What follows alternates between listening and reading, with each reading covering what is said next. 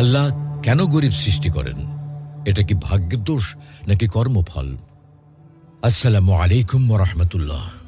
প্রিয় দর্শক, আমরা আমাদের চারপাশের সমাজে প্রতিনিয়ত একটি বিষয় লক্ষ্য করি, কিছু মানুষ বংশানুক্রমেই গরিব হয়ে জন্মায়। তারা গরিব ঘরে জন্ম নেয়, বেড়ে ওঠে সীমাহীন কষ্টের মধ্যে এবং জীবনের শেষ দিন পর্যন্ত দারিদ্র্যকেই সঙ্গী করে। তারা কখনোই ধনী বা সচ্ছল জীবনে পা রাখতে পারে না। দিনরাত কঠোর পরিশ্রম করে, অন্যের জন্য হাড় ভাঙা খাটুনি খেটে যায়, অথচ বিনিময়ে যা পায় তা এতই সামান্য যে নুন আনতে পান্তা ফুরায়। এই কথাটি যেন তাদের জীবনের বাস্তব প্রতিচ্ছবি হয়ে দাঁড়ায়। অপরদিকে আমরা দেখি কিছু মানুষ জন্ম থেকে ধনী, তারা ধনীর ঘরে জন্মায়, বড় হয় প্রাচুর্যের মধ্যে, আর জীবনের পথ চলায় সম্পদের পাহাড় গড়ে তোলে। তাদের দেখে মনে হয় যেন আল্লাহর ঘরের দুলাল নিয়ামত যেন তাদের ঘরে আপনা আপনি হাজির হয়ে যায়। এমন পরিস্থিতিতে আমাদের মনে স্বাভাবিকভাবেই একটি প্রশ্ন জাগে, আল্লাহ কেন এভাবে বৈষম্য সৃষ্টি করলেন? কেন কিছু মানুষ বিনা দোষে গরিব হয়ে জন্মায়?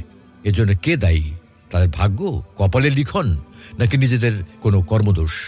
আজকের এই ভিডিওতে আমরা এই গুরুত্বপূর্ণ বিষয়টি নিয়ে গভীরভাবে আলোচনা করব, কোরআন, হাদিস এবং আধুনিক অর্থনীতির দৃষ্টিকোণ থেকে ইনশাআল্লাহ। দরিদ্র হয়ে জন্মানো দোষের নয়।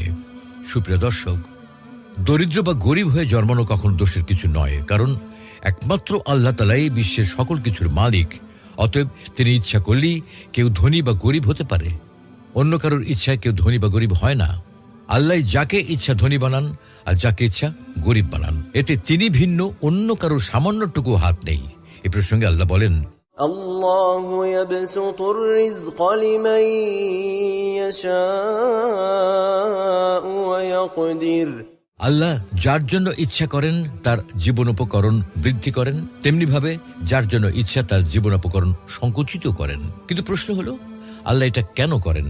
যেন তিনি এই প্রশ্নের উত্তর দেওয়ার জন্যই বলছেন, قل إن ربي يبسط الرزق لمن يشاء ويقدر ولكن أكثر الناس لا يعلمون আপনি বলে দিন, নিশ্চয়ই আমার প্রভু যার জন্য ইচ্ছা করেন তার জীবন অপকরণ বর্ধিত করেন এবং যার জন্য ইচ্ছা তার জীবন অপকরণ সংকুচিত করেন, তবে অধিকাংশ লোক এ সম্পর্কে অবগত নয়।